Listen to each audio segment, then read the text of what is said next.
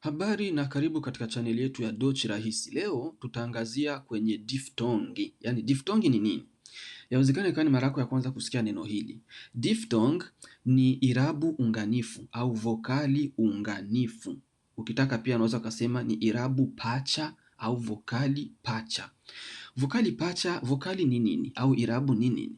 Vokali au irabu ni zile tunazozijua zinazosababisha tupate masauti katika maneno. Kwa hiyo ni a, e, i, o, u, a umlaut, o umlaut na u umlaut. Hizi ndizo vokali au irabu. Sasa hizi ndizo zinasaidia tuweze kupata sauti katika maneno yetu. Kwa mfano nikikuandikia hii, na imani huwezi kuisoma kwa sababu haina irabu, haina vokali ndani yake. Lakini tukiweka vokali itakuwa ni nyepesi kusoma. Kwa mfano niweke a, tunasoma mama. Nikitoa a nikiweka i, tunasoma mimi. Kwa hiyo umeona kwamba irabu au vokali zinatusaidia sisi kuweza kupata masauti katika maneno yetu. Sasa diftongi au diphthong ni irabu pacha. Maana yake ni irabu mbili au vokali mbili zinaungana, zinatengeneza sauti mpya. Twende na mfano. Katika lugha ya Kijerumani zipo diphthong kama 4 hivi. Twende na namba 1. Hii usisomi a kwa sababu ukisoma a itakuwa haina tofauti na itakuwa sio diphthong.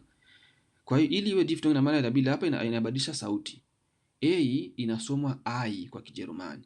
Na hizi zipo nyingi sana. Hii diphthong imetumika sana katika lugha ya Kijerumani, ina maneno mengi. Twende mfano.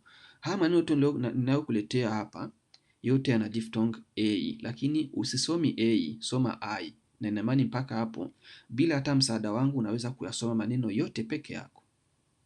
Hii ni das Ei, yai, das Eis, ice cream, die Zeit, muda, Österreich, Austria, Frankreich, Ufaransa, Freitag, Ijumaa. Alafu kuna diphthong nyingine pia inaandikwa na a, ai, lakini hii inasoma pia ai hivyo hivyo. Kwa hiyo tunasoma mai, ina maneno machache sana kama mai, mai ni mwezi wa 5, Mei yani. Alafu tuna der Mais manake ni mahindi. Twende na diphthong namba 2, e na u. Ukiona e na u siku zote usisomi eu, soma oi. Oi. Nakuletea mifano. Haya maneno yote na imani unaweza kuyasoma kwa sababu tayari nimeshakupa siri kwamba hii inasomwa oi na sio eu. Kwa hapa tunasoma ni die Eule. Die Eule ni kihuna, ndege fulani hivi. Alafu tuna der Deutsch. Deutsch manake ni Kijerumani. Alafu tuna Deutschland. Deutschland manake ni Ujerumani, nchi. Alafu tuna heute. Heute manake leo. 9. Usisomi hata siku moja eu, utakuwa umekosea. Twende na diphthong namba 4. Diphthong namba 3, samahani, ni a na u. Hii a na u pia haina mambo mengi. Hii a na u inasoma pia hivyo hivyo au. Mimi kivyangu huwaga siziiti diphthong, lakini twende hivyo hivyo. Kwa hiyo inasomwa au kwa sababu haina sauti tofauti. Hii na baadhi ya maneno, kwa mfano die Maus, manake mouse ni panya. Alafu tuna das Haus, nyumba. Alafu tuna der Baum, mti. Alafu tuna grau na blau. Hizi ni rangi. Grau ni grey pamoja na blau ni blue. Twende katika diphthong namba 4, ni a umlaut na u. Manake tunaisoma vile vile oi kama diphthong namba 2 inasoma oi na yenyewe. Manake ukiona e na u inasoma oi, na ukiona a umlaut na u zinasoma oi hivyo hivyo, asitofautiani. Lakini maneno mengi yanayotokana na hii diphthong ya a umlaut na u ni maneno ambayo yanayotokana na diphthong namba 3. Unapotengeneza wingi wa hii diphthong namba 3 unapata diphthong namba 4. Kwa mfano, namba 3 tumetoa mfano tukasema die Maus. Maus ni panya.